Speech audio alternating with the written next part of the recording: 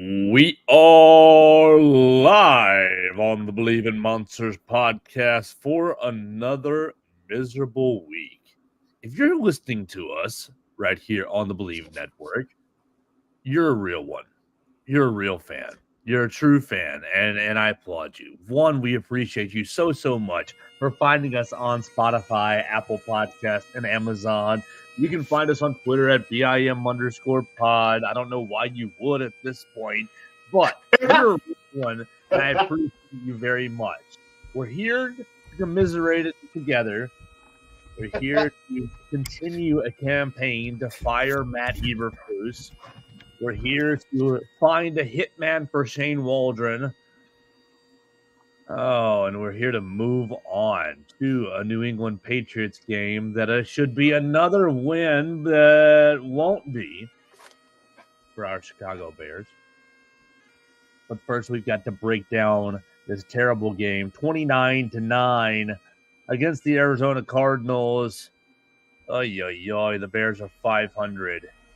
And so let's talk about it with Chris Krogman and Lucas Berry. You follow Chris Krogman at Shy Bears 1985 and Lucas Berry at LBerry_40. Lucas, how we doing, my man? Are we gonna make it? No. This was like the worst possible thing that could have happened to the Bears, and it happened. They're doing it again. The coach is going to get fired. The quarterback will be with a new coach in year 2. A quarterback doesn't look great. Nothing looks great.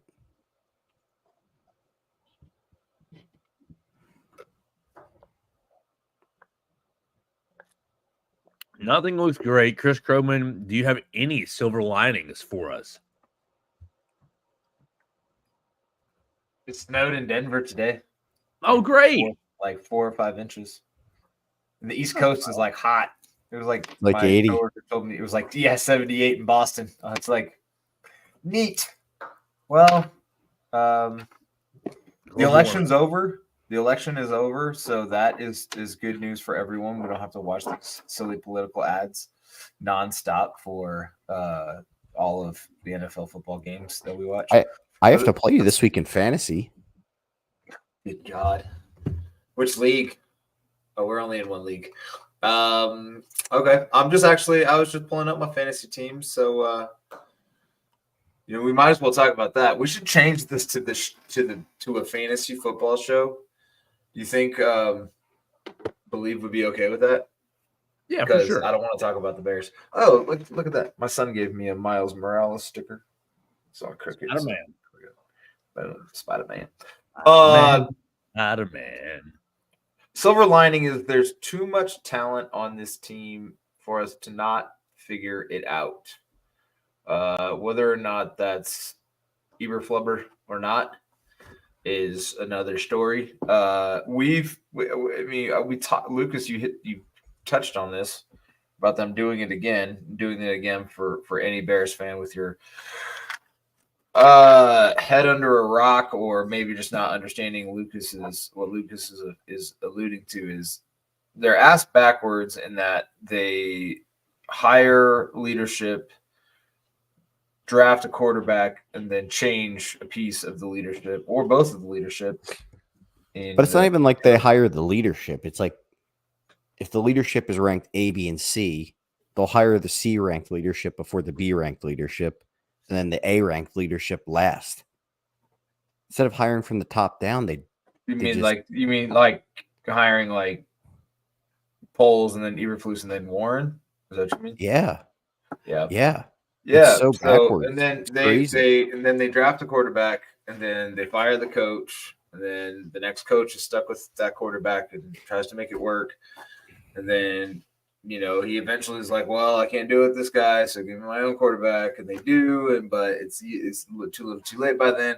Then we start over, and they don't align the quarterback with his coach, and so on and so on and so on.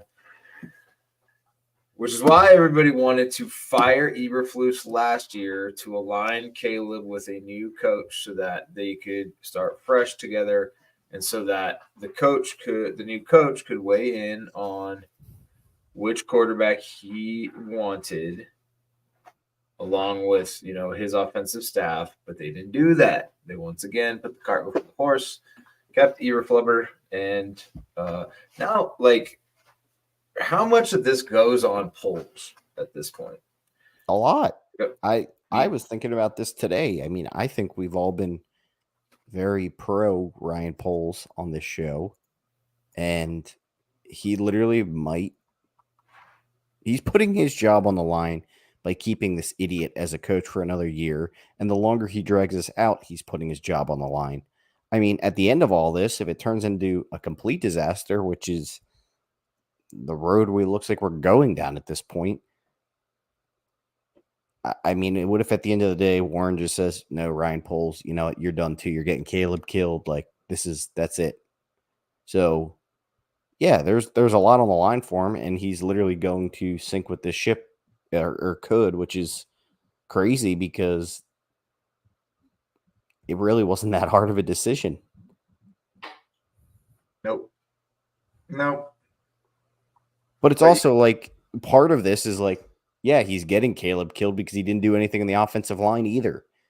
It's like all the problems with this team are directly related to him. And sure, you can't fill everything in one off season, but like if you're going to do one thing, protect your rookie quarterback. I don't care if other teams were doing this to us on defense, and we were throwing Hail Marys on and 50-yard touchdowns before the half, but the offense actually looked good, I frankly wouldn't care.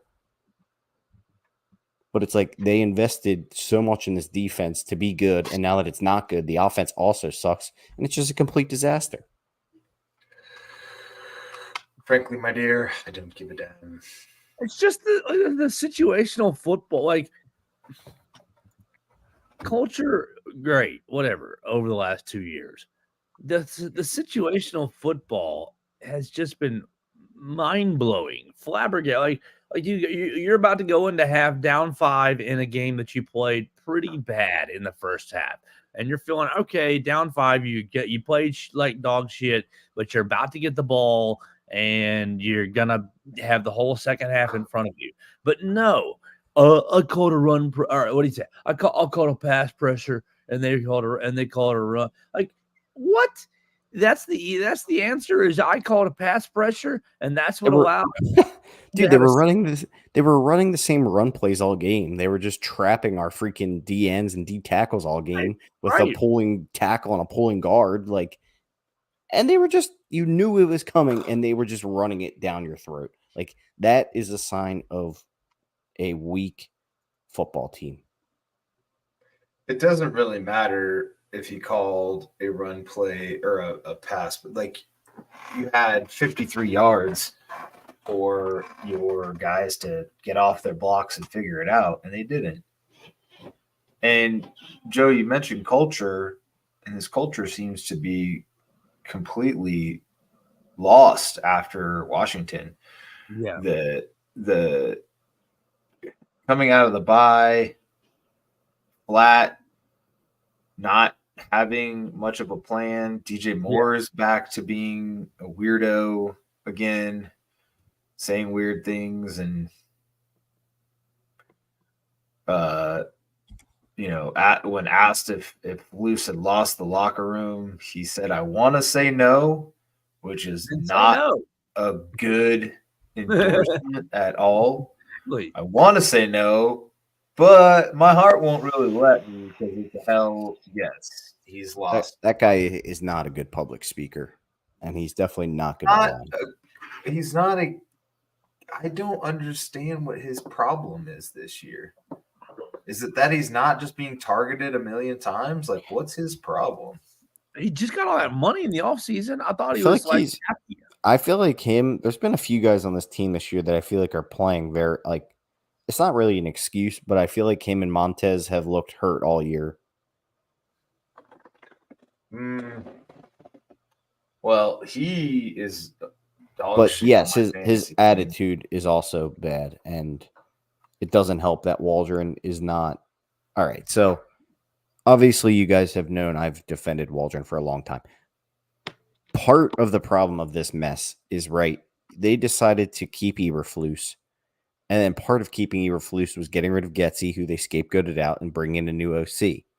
Well, it turns out this year was the year to get a new offensive coordinator because we've seen 4 or 5 of the offensive coordinators we interviewed go to new teams and do have well. top 10 offenses, right? So if the plan this whole time was to run it back with Eberflus and get a new OC, the Bears literally chose the wrong one because in this kind of emergency situation, any of these other OCs are going to be your top head coach candidates next year. Yeah. And if you decided, you could fire Eberflus in season now and be like, hey, Cliff Kingsbury, you're the head coach. Or, hey, You've even done it. hey, Liam Cohen, you're the head coach. Or, hey, whoever, you're the head coach. Yeah. Now, I don't think there's a single guy on this team I could, like, if you told me they fired Eberflus, I'd be like, okay, so what? Now we know he's fired, but it doesn't change the team at all. None of these guys are cut out to be the coach of this team. Thomas right? Brown. Yeah, maybe calling plays. I Maybe. wouldn't make him the head coach, though. But, like, Dude, look, I mean, I don't even, who the fuck is the schmuck that got the Jets job? I don't know that dude. right. But, Chris, my point is, if that was your plan to run it back with Eberflus, you could have had one of these other coaches who are going to be hot head coaching candidates anyway, already on your staff, already with your quarterback. And if you decide to go that route, you could run it back with them next year and kick Eberflus to the curb. Now you're going with a full reset, a brand new offensive system, and you just wasted 17 games with your quarterback because the OC is just going to be gone. So my point in this is that, are you saying you're basically making a contingency plan to fire Eberflus mid-season in case it doesn't work out by hiring one of these other guys? I think it would be an easier contingency plan if it was this bad and they had to fire him. I mean, I think if Waldron had worked out, we could be saying the same thing about Waldron. It's just that Waldron sucks ass too. Right. And I'm not saying I can look in my crystal ball and predict this. I'm just saying out of all the people, the Bears made the wrong choice. You know, I'm not the guy in there in these interviews. They didn't make the wrong choice. It's just the second that people land in Chicago and they go to work for the McCaskies, they forget what the fuck to do in the building. Not necessarily in the building, especially in other people's buildings on Sunday, because Eberflus has not won a road game on a Sunday. That's wild. Wild. I know you said that last week, Lucas, but the fact that he's 0-18 is just freaking nuts. Nuts. Yeah. It's just all these offensive coordinators that they interviewed this offseason will probably be the similar guys that they're interviewing to be their head coach next year. That's true. Like the thing that bothers me is that there's not a scenario I see Eberflus coming back. And like this would have been a good get right situational week with a team that's not great. And why wait any longer? Like if you're like just like what's the point of dragging it out? Like I don't. The other side is like, to your point, Lucas, there's nobody on staff that's going to like course correct unless you're going to fire Eberflus and Waldron and let like Thomas Brown or Kerry Joseph. Is that his name? Kerry Joseph? Yeah. Unless you're going to let him, you know, do some sort of running the show or whatever, or what's the DC's name? Eric Washington? Is that his name? Eric Washington is also Richard Hightower, but still, it's just like, I don't know. Well, I mean, the inmates are running the asylum. Just let Caleb be the head coach.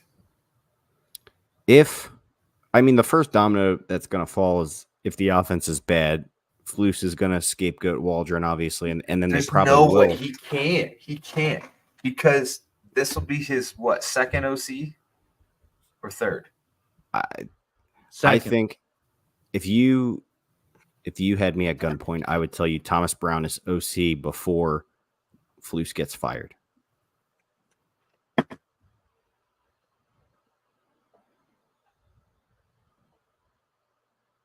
I mean, I don't have a strong argument against that. But if Flus loses this, if they lose this week, he's fired. I don't know. The Patriots are. I mean, I thought that we had this conversation that you thought the Cardinals were bad, and I thought they were all right, but I think the Patriots are really bad. Yeah. What I failed to remember is a betting trend that is very strong. It's when a team's coming off an emotional loss, they're dog shit the next week, especially if they're a favorite, which the Bears did open as a favorite. And they just got fucking walked. Like, apparently, the Cardinals defensive coordinator just figured us out in a week because Waldron had no answers and they couldn't score. Couldn't move. I mean, dude, I don't, for the life of me, I don't understand why they don't run the ball more. Right. Just stick with it. Just be patient and stick with it. Like, I know it's tough to go from 1st and 10 to 2nd and 9 or 2nd and 8, but like, it just pays off to stick with it. Especially when your line is that banged up. Like, oh my God. It's painful to watch. I was definitely frustrated with the first half. Like, I thought we were in the game throughout the first half until that 53-yard run. Mm-hmm. And there was some horrible officiating. Yeah. Like, oh my God. Yeah. They called one of our tackles, I think Darnell Wright, for being like off the line of scrimmage. Borum. It was Borum for being off the line of scrimmage. And then on that like 13 or 15-yard run by Connor on the very next drive, the pulling guard was literally lined up in the fucking backfield. Like, his head was almost up the center's ass. You could see all the way straight across from the center to the tackle. And I'm like, this dude is way off. Like, and then he pulls and it makes it even more egregious. And I'm like, what the fuck was that? There was a PI call on Keenan that didn't get called. It was just that whole ass drive was annoying by the Cardinals. And that really got me on tilt watching the game. And I always tell myself I hate to blame the referees, but good God, this year of officiating has been atrocious. Bad. The It's only been good bad thing for 3 or 4 years. The only good thing I can glean from this offense is that they're finally starting to throw to Rome more, even though I still think he should get the ball even more than he is. That's good. They're not throwing to Cole, which is weird. Bad. Like, Keenan is the first read on 90% of plays, which is not good. No. Like, we need to stop making him the focal point of the offense. It can't be that can't be. He's got to not be the focal point, and they have to stop running him on they keep running him and DJ on these deep routes. These are guys you got to get the ball over the middle of the field, and you let Rome Odunze run those deep routes, and you saw him finally connect on a very underthrown ball, but he connected on one with Rome. Stop putting Keenan on those routes, and like the fucking fade on the 15-yard line has got to go. Stop throwing that, and I think it's something that I honestly think it's something that Caleb checks into a lot. Just stop doing that. He and Rome had a pretty decent little game together, though. I just wish that the focus of the offense would be on Rome, would be on Kmet, would be on the one game they threw to Kmet and fed Swift. They had more yards than they had all season. Like, it doesn't make any. I don't know. It's like we don't see enough Roshan either. I mean, I know we see him on the goal line, but we don't see near. Yeah, mix them in. And I know they traded Khalil Herbert for a bag of chips, but like, who else is a running back on this team now? Like, I'm totally drawing a blank right now. Swift, Roshan, and Travis Hunter. Travis Hunter, you're hilarious. Travis Homer. Yeah, right. That's what I meant. Not the Heisman favorite, Travis Hunter.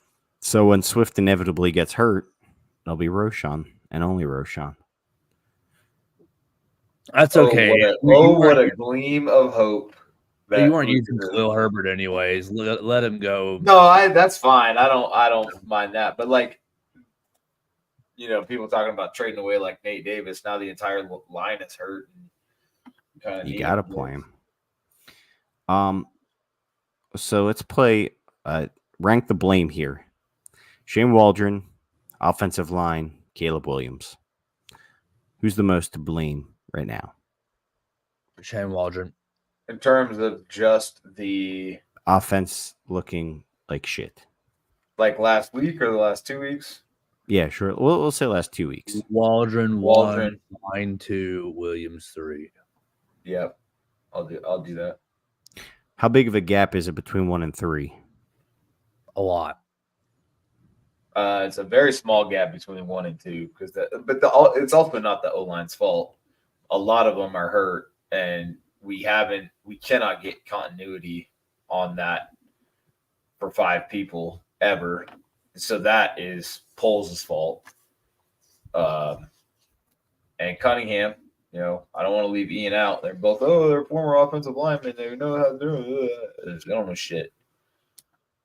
Or like our friends Michael Gus and Daryl Conrad have said, it's a bunch of hubris where they think they're fucking smarter than everybody else and they can just plug any jackass in there. Dude, even like Matt Pryor looked like trash last week. He got his ass kicked on a couple plays.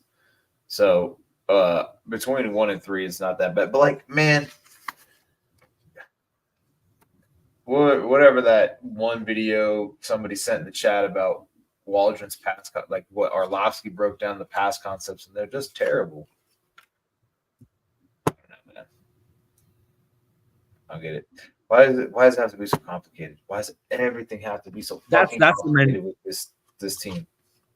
That's the main reason why I got Waldron as number 1 is because you've got a rookie quarterback who you're asking to make these reads, and you're asking these receivers to make these reads on the fly. Yeah, these are pro. I mean, if you simplified this, I just wondered if you simplified this just a little bit and just decided to win with your natural athleticism instead of trying to make so many perfect the perfect read and the perfect play call and the perfect route, and it just seems too complicated to me. That's why Waldron's number 1 for me. Yeah, I put the line at number 1, but I think between them and Waldron is close. The line is just I understand their backups, but they're fucking horrible. Like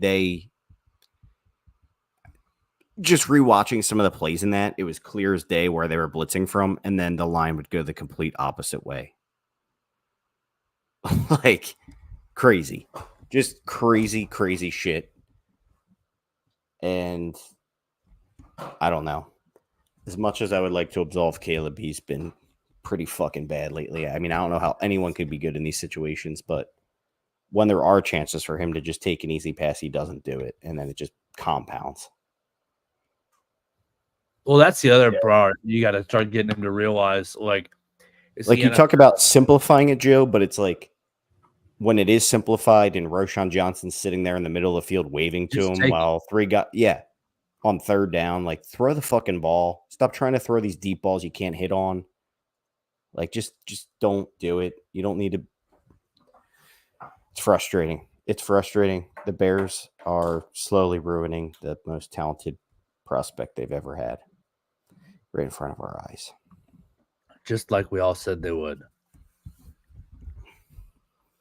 So, man, I hate Bears Facebook. Some idiot was like, "Oh, you passed up on another generational quarterback," talking about Jaden Daniels. And I'm like, dude, you're an idiot, dude. God, you're an idiot. Like, so it can be both. They can both be good. But I think the path to getting better is just so clear. Like, it is so – it's like – it's what they should have did last year when they should have hired Harbaugh or made an attempt to hire him. I just think the path to being good is you have to secure – assassinate George McCaskey. Well, but I don't know. What would your confidence be next year if the Bears did end up hiring Ben Johnson? Theoretically. 4. 4 out of 10. Confidence in what, Lucas? The team / Caleb being really good, the offense being good. 3. Don't even forget about the defense, the offense being good, and Caleb turning into a pretty solid quarterback. 5. I'm just waiting for Joe to finish counting to 10 because he's gone up by 1 every 10 seconds. I would say an 8. Yeah, it'd be up there. But what, like, who, like, I mean, I know Ben Johnson's done really good things for Goff, but what's his whole ass identity? Where did he come from? I don't know. I actually wanted to dive into that the other night. They run the ball really well too. So yeah, They run the ball. My big thing about Ben Johnson, and I know it's, whatever. It's early in the year to be talking about this, but it's really not when the team's looking like this. I love that he's a Dan Campbell coach because he's going to have that. Like, you don't see the Lions contemplating when they want to go for it on fourth down. They're running a play on second down, knowing they're going for it on fourth down, and they're running the play on third down to set up their fourth down play. They don't call a timeout and think about, like, they just know what their game plan is, and you're right, Chris. They do such a good job of mixing it up, running, multiple running backs, passing the ball. Like, it makes everyone's job so much easier. Ben Johnson's worked for Joe Philbin with the Miami Dolphins. He was at Boston College as a graduate assistant. Before that, does he know Ryan Poles? Basically, okay, inspired to get into coaching by offensive coordinator at North Carolina, John Shoop. Johnson was hired as graduate assistant at Boston College in 2009, promoted to tight ends coach in 2011, hired as offensive assistant for Miami Dolphins under Joe Philbin in 2012. In 2017, hired as offensive quality control coach for the Detroit Lions, promoted to tight ends coach in 2020, retained under Dan Campbell. And basically just worked his way up under Dan Campbell. Ben Johnson being a Dan Campbell coach is why the Bears won't hire him. His influences, according to his wiki, are Kevin Rogers, Darrell Bevell, Adam Gase, Clyde Christensen, and Mike Martz. Love it. I love it. All the guys that have essentially been through here or have been desired at some point. Bevell, Martz. George McCaskey's a pussy. And he's a little beta bitch boy. He'll never hire somebody with a big enough personality to actually get us over the top. I don't know if Ben Johnson has a big personality, though, to be honest. No, but he's going to. We don't know. Salary. We don't know. And the funny thing is, like, I'm going to ladder the hell out of the Lions against the Bears. So they'll probably be like a 7.5 point favorite. I'm going to take that shit as high as FanDuel or whoever is going to let me, because if Ben Johnson truly wanted that Bears job and they didn't like open it up, and he's just going to like kick the door down.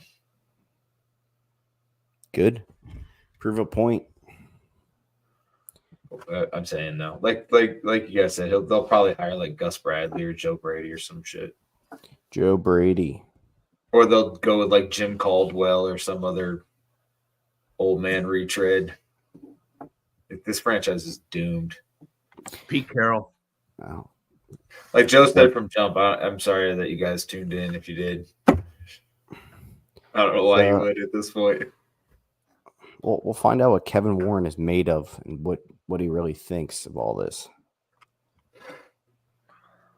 All right, what do we got this week, guys? You got to get back on the horse. The Bears are with the New England Patriots. We are at home against the New England Patriots. Bears don't lose at home. The 2-7 New England Patriots, 7-point favorite. Oh my gosh, the total is 38.5. Ooh. Under. That's disgusting. Under. Actually, maybe not an under. The Bears' defense has been fucking garbage lately. It's because they quit. They quit on Eberflus. Eberflub. I'm taking a Bears loss. I'm not. The Patriots are horrible. That's what you said last week, Luke. I didn't say they were horrible. I said I thought we would blow them out. I stated that I thought the Cardinals were a decent team. That's true. I don't think we'll blow the Patriots out. I just think they're actually a very, really, really bad team. They are. But all the more reason for the Bears to play down and lose.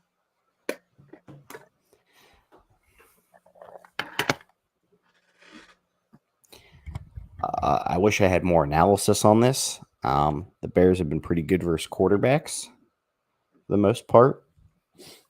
Yeah, Kyler Ramondre- had Kyler wasn't fantastic last week. Dude, they completely contained him. I mean, Ramondre Stevenson might absolutely bully us. That's pretty much all they have, though. I mean, Hunter Henry will probably have a big game. They're not going to be able to throw on our corners. Not well, at least. Well, I think you're looking at Brisker's probably out. Yeah, but you're looking at a Hunter Henry 8 reception, 64-yard game, and Ramondre Stevenson having 120 rushing yards. At least. The Bears still suck. I do think the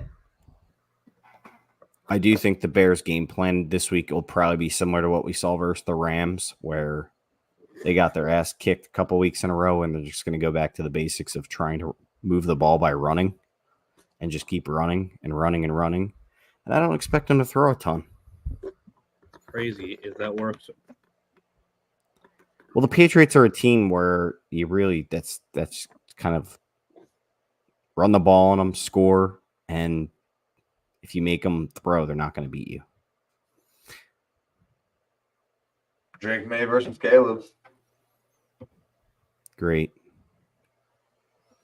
I don't know, man.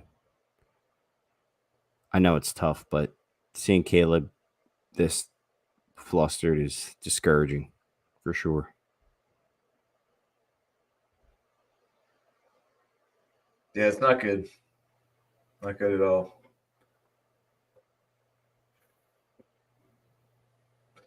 I'm going I don't know to if you go ahead.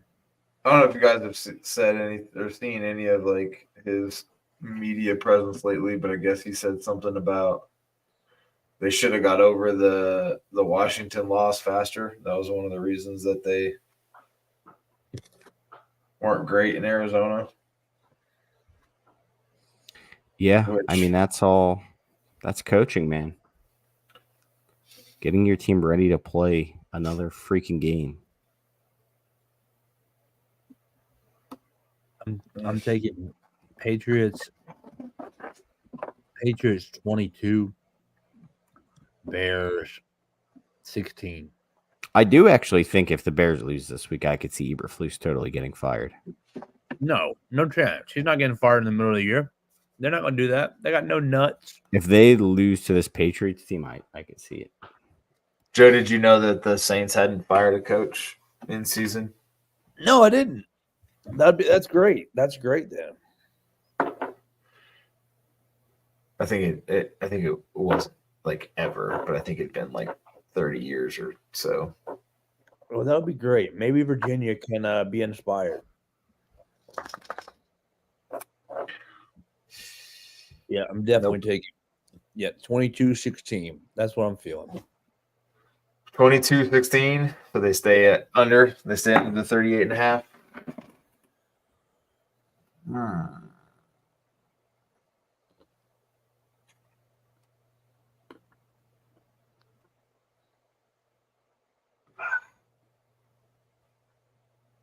mean, this if they've truly, oh man, I can't believe they're. Yeah. I think it's going to be sloppy, ugly bullshit. I'd say 17-13 Bears. That's literally what it was exactly going to come out of my mouth right now was 17-13 Bears. That's it. That's the score, Chris. I hate my life. Fuck this shit. Bears 5-4, baby. Yay. And then we got Green Bay on deck, right? Green Bay. Yeah. Fuck. They haven't been great. We've been horrible. I wish we were playing them coming off the Lions, but we're not. Yeah, I don't know. What do you guys? I mean, like, what is? We need your bold predictions for this game, and kind of tell me how it unfolds, Joe. My bold prediction.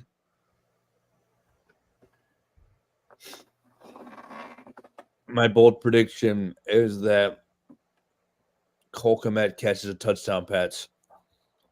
Damn, dude, I was Okay. gonna say Cole Kmet 2 touchdowns. That's funny. We are all on the same page as far as predictions go. But go ahead, Joe. Do something else. Yeah, I just think that it's going to be like pulling teeth. You're going to be like wanting to put your head through a wall watching this offense because it's not that the Patriots are going to play great defensively. The Bears will just be bad.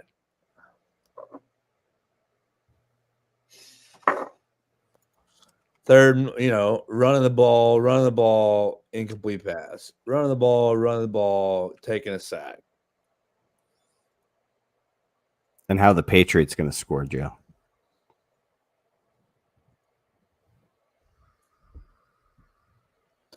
Probably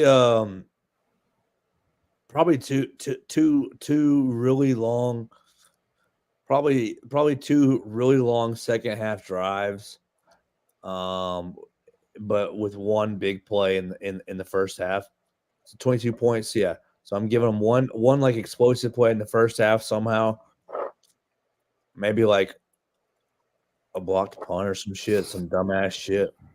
Like, there's gonna be something ridiculous, some explosive play that's like what the fuck. Pick six. Maybe I hate that, but maybe a pick six on the first play of the game. Yeah, something fluky as shit. And then the second half, just two long, painful drives. Chris, bold prediction. How's the game unfold? Bold prediction is that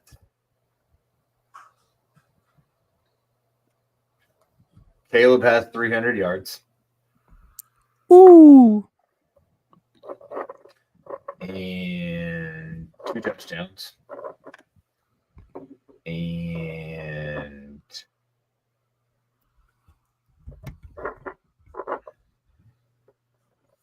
it's an otherwise. I mean, it's not a sexy 300. It's just whatever.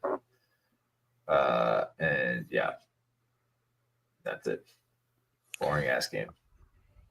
Yeah, I am going to say DeAndre Swift rushes for over 100 yards.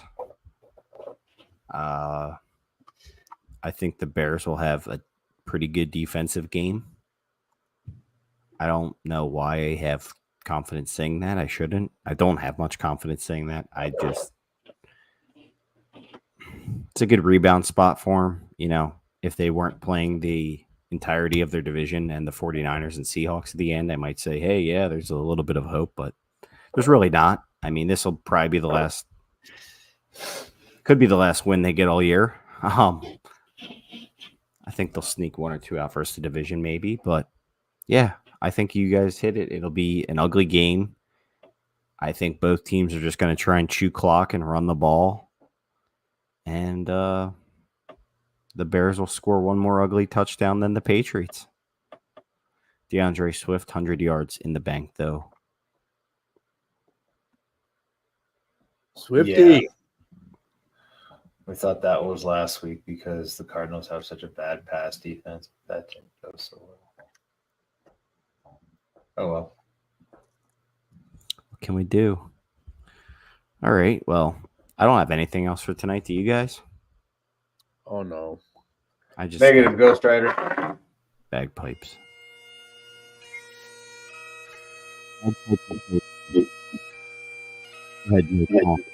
Say it. I hate you, Bears.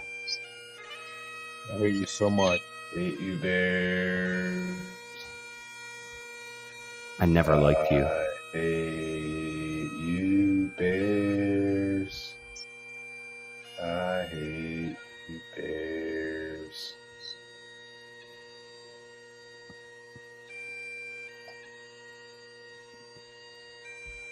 fuck the Cardinals.